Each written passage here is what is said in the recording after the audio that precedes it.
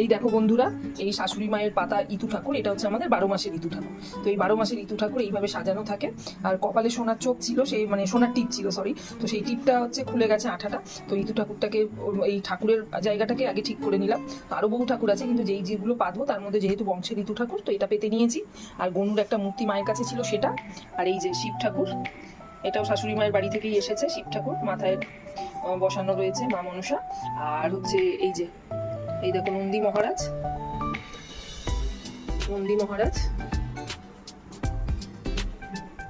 আর এই হচ্ছে তোমার এইখানে এই যে রূপোর বাটিতে শিব ঠাকুর বসানো, রূপোর শিব ঠাকুর। আর হচ্ছে মা মনসা। আর এই একটা রূপোর বেলপাতা। আর আমার গনুকে আজ তোমাদেরকে দেখিয়ে দিই, ভেবেছিলাম যে গনু চতুর্থীর আগে দেখাবো না। তো এই যে আমার গনু মহারাজ বসে রয়েছে, আমার ছেলে।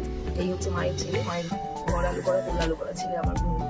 এই হচ্ছে আমার ঠাকুরের জায়গা।